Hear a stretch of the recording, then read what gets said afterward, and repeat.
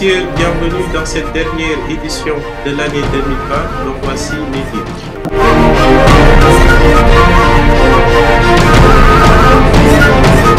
Le conseil municipal de Tambacounda s'est réuni le jeudi 24 décembre 2020 pour une session de l'examen et de l'adoption du budget de l'année 2021, un budget voté à l'unanimité par les conseillers présents dans la salle de délibération, arrêté à 1 961 627 162 francs CFA. Nous reviendrons en détail sur ce vote dans cette édition.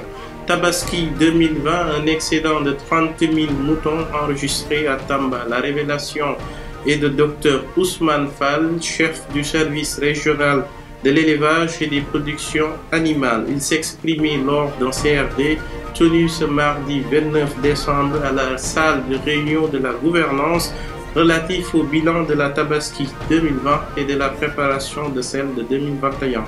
La rencontre de renouvellement des instances a abouti à l'organisation d'une élection, ce qui a permis à Mamadouba d'être le nouvel élu de l'Union régionale de la mutuelle de santé avec 8 voix contre 5 pour le président sortant. La dernière chronique de l'année 2020 mettra fin à cette édition dans un instant de développement.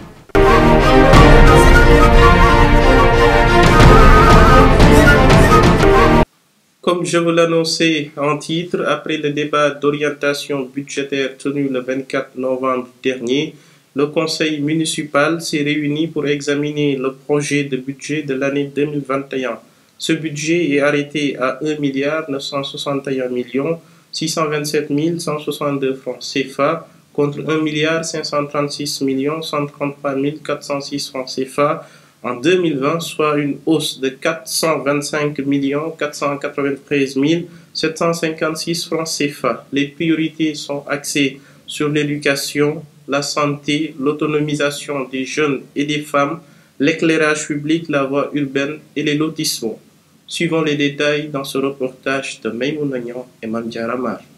Dans la salle de délibération de la mairie de Tambacounda, les conseillers se sont réunis pour l'examen et l'adoption du budget de la gestion 2021. Un budget qui s'élève exactement à 1 961 627 francs CFA, a laissé entendre le magistrat. Le conseil municipal a été convoqué aujourd'hui pour l'adoption du budget 2021.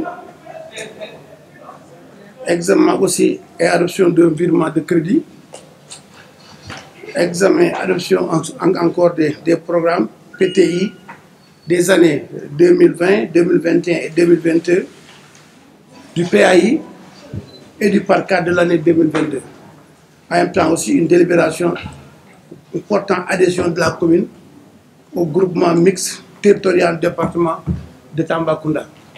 Donc, comme vous le savez, ça s'est très bien passé. Les conseillers municipaux ont voté à l'unanimité. Donc, ces différents points qui étaient à l'ordre du jour. Mambalolo a profité pour revenir sur ses priorités pour l'année 2021. Dans ce même sillage, le maire est revenu sur la validation du PNADD qui étendra les lignes communales. Donc, les priorités, comme je le dis, toujours, c'est l'éducation, c'est la santé, c'est l'autonomisation des jeunes et des femmes, c'est l'éclairage public, c'est la voirie, c'est aussi encore les lotissements. Ainsi, l'honorable député maire a rappelé que la ville sera éclairée à 100% et que tous les problèmes seront un mauvais souvenir dès l'année 2021. C'était l'honorable député maire, M. Mambalolo. Dans l'actualité de cet hebdo Tabaski 2020, un excédent de 30 000 moutons enregistrés à Tambacounda. La révélation est de Dr Ousmane Fall, chef du service régional de l'élevage et des productions animales. Pour la question du recouvrement, Dr Ousmane Fall s'est félicité de l'avancée notée contrairement aux années précédentes. Il s'exprimait lors d'un CRD tenu ce mardi 29 décembre à la salle de réunion de la gouvernance relatif au bilan de la Tabaski 2020 et de la préparation de celle de 2021. Le compte rendu avec Bala Djaouné et Mamdiara Mar. Dans le cadre de faire le bilan Tabaski 2020, le chef de service régional de l'élevage est revenu sur les difficultés notées afin de les corriger avant celle de 2021. Comme vous le savez, certainement, aujourd'hui on a tenu notre CRD Tabaski 2021. C'est plutôt un CRD bilan parce qu'il fallait faire le bilan de la Tabaski écoulée, voir ce qui a marché pour consolider les acquis, mais également recenser les points faibles pour corriger. Donc, c'est un CRD qui se tenait généralement à 2 mois de la Tabaski, mais exceptionnellement cette année, on l'a tenu plus tôt que prévu. Dès lors, M. Fall a précisé que la région de Tambacounda n'a pas connu de pénurie de moutons. Voilà, l'année dernière, comme vous le savez, la Tabaski passée, le pays n'a pas connu de pénurie. Les importations étaient nettement supérieures à celles de l'année qui a précédé, l'année 2019. On a eu un excédent de plus de 30 000 têtes. Plus de 30 000 entrées ont été enregistrées dans la région de Tambacounda par rapport à l'année 2019. Également, la production locale, on a recensé plus de 120 000 moutons au niveau local et qui dépasse largement les besoins de la région. Et de ce fait, la région n'a pas connu de pénurie, de même que le niveau national. Le représentant du chef de l'exécutif de la région est revenu sur le nombre de points de vente de moutons, tout en ne ménageant aucun effort pour éviter la propagation de la maladie à coronavirus. Oui, en termes d'accompagnement, c'est classique. Hein? C'est des recommandations d'usage qui reviennent, qui consistent à accompagner les collectivités territoriales à travers les services techniques de l'État, notamment dans la préparation des points de vente par rapport à l'eau, l'électricité, l'éclairage public dans ces points de vente-là, par rapport à l'aménagement, n'est-ce pas, surtout au contexte Covid. Nous osons espérer que d'ici là, la Covid sera maîtrisée. Si tel n'est pas le cas, donc c'est voilà, les opérations d'usage de désinfection par les services techniques, notamment voilà, service de l'hygiène, véritablement pour préparer un peu une bonne vente dans ces points officiels. Et surtout, il sera question pour certaines structures de l'État, comme la santé, les sapeurs-pompiers, d'être en veille si jamais le contexte n'est pas appelé à changer. Aux forces de défense et de sécurité, naturellement, c'est d'assurer la sécurité de ces points de vente. Et puis, fondamentalement, il sera question, si, je me répète, la situation n'a pas évolué dans le bon sens, du port obligatoire de masques. Toute mesure qui entrera dans le cadre de la sauvegarde des personnes, des biens, voilà, sera assurée par l'État. D'ailleurs, rappelons que la Tabaski 2021 sera célébrée au courant du mois de juillet. Merci Abala pour ce reportage très intéressant, toujours dans l'actualité, présidé par l'adjoint au gouverneur de la région. Dans la salle de délibération du conseil départemental de Tambacounda, la rencontre de renouvellement des instances de l'Union a abouti à l'organisation d'une élection, ce qui a permis à Mamadou Oumarba d'être le nouvel élu de l'Union régionale de la mutuelle de santé avec 8 voix contre 5 pour le président sortant. Je vous propose sa réaction à l'issue de cette élection. D'abord, je remercie l'assistance, je remercie les administrateurs des unions départementales de la région de Tamba, remercier le service régional, en l'occurrence le RIAMA, le chef de service, le RESCOM et tout le personnel du service régional, remercier l'agence aussi qui ne cesse de nous accompagner. Féliciter et remercier le gouverneur de la région qui a su aujourd'hui organiser ces élections qui se sont très bien passées. J'ai été aujourd'hui élu par mes pairs de la région de Tamba comme président de l'union régionale des mutuelles de santé.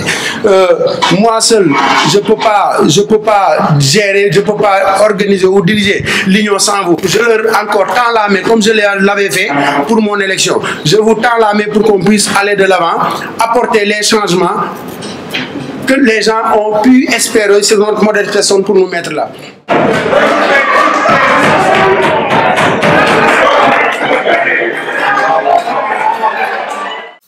Félicitations à Mamadou Oumar Ba pour cette nomination de la part de toute l'équipe du groupe Weli Media. Commençant par un mercredi et se terminant le jeudi 31 décembre, l'année 2020 a été marquée par la pandémie de la Covid-19 qui restera gravée dans la mémoire des gens. Une année qui a plombé l'économie du pays, notamment celle de la région de Tambacounda, d'où un lot important de mesures ont été prises par le gouverneur Oumar Mamadou Baldé, qui n'a ménagé aucun effort dans la lutte contre le coronavirus. Voyons tout cela dans ce récit de Khalidou Nialel Diallo et Mamdiara Mar.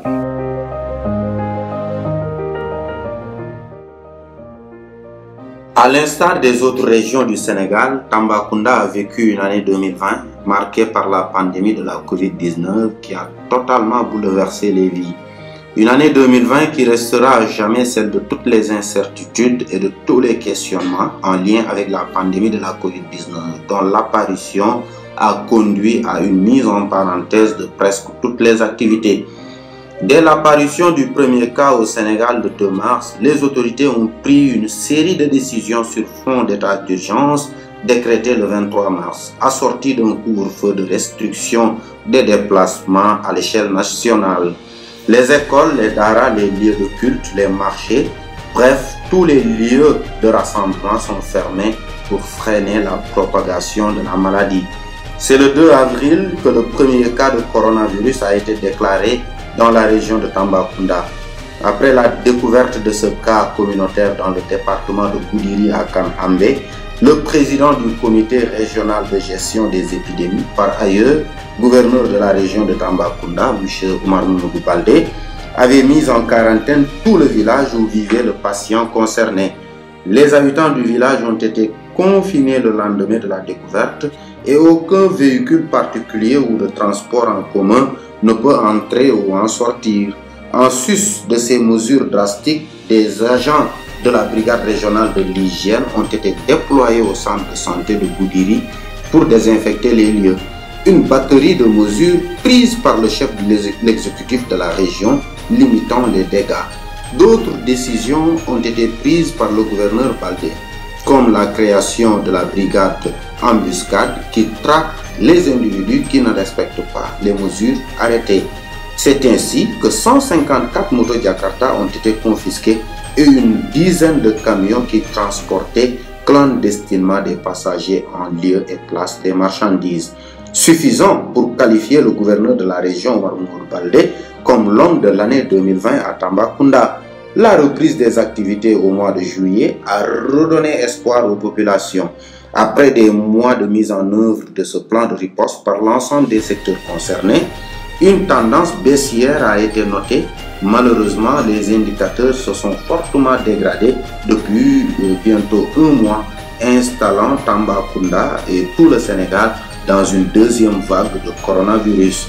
L'année 2020, une année Covid-19, un virus qu'il faut enterrer pour que 2021, qui se profile à l'horizon, puisse être une année de santé et de prospérité.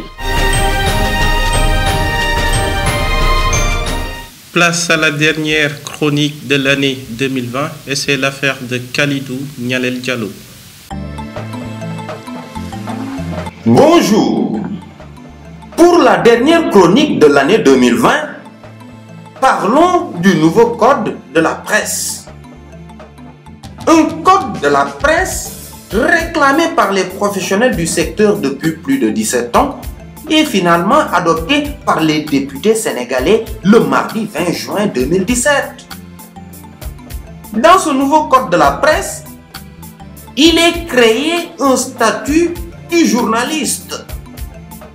Oui, nous pourrons désormais prétendre au titre de journaliste que les personnes ayant obtenu un diplôme dans l'une des écoles de journalisme reconnues par l'État du Sénégal.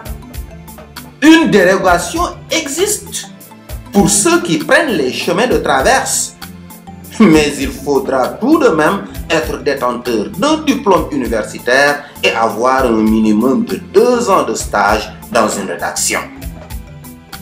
Cet encadrement du statut du journaliste va permettre de réellement assainir et professionnaliser le secteur.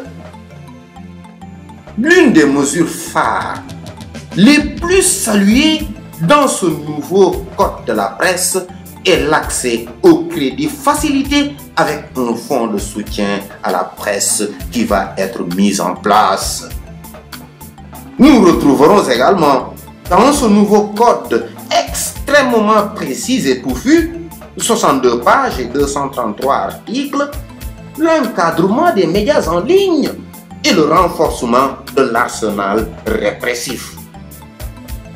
Pour ce dernier point cité, l'article 5 du nouveau code de préciser que le journaliste et le technicien des médias ont droit au libre accès à toutes les sources d'information et d'enquêter sans entrave sur tous les faits d'intérêt public, sans réserve du respect du secret défense, du secret de l'enquête et de la réglementation applicable à certains sites ou structures.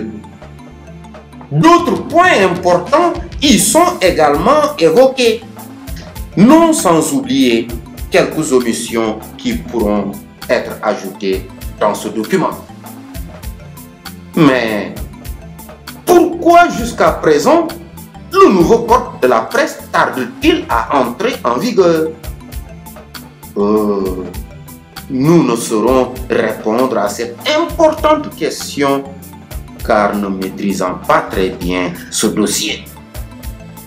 Toutefois, il est impératif que les autorités en charge de ce dossier s'y penchent une bonne fois pour toutes, car cela permettrait de savoir qui est qui et qui doit faire quoi.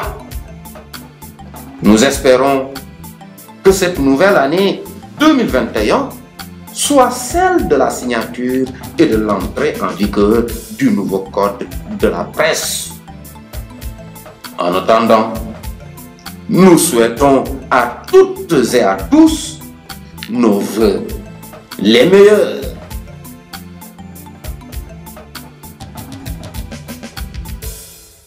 Merci à Khalidou Nialel Diallo et nous espérons tous en cette nouvelle année que le nouveau code de la presse soit signé par son Excellence le Président Macky Sall. Voilà ce qui met fin à cette édition, mesdames et messieurs. Merci de l'avoir suivi, mais merci également à toute l'équipe technique qui a participé à la réalisation de cette édition. Le groupe Weli Media par ma voix vous souhaite tous une bonne et heureuse année. Rendez-vous la semaine prochaine pour un nouveau tour de l'actualité du Sénégal oriental. Portez-vous bien à toutes et à tous.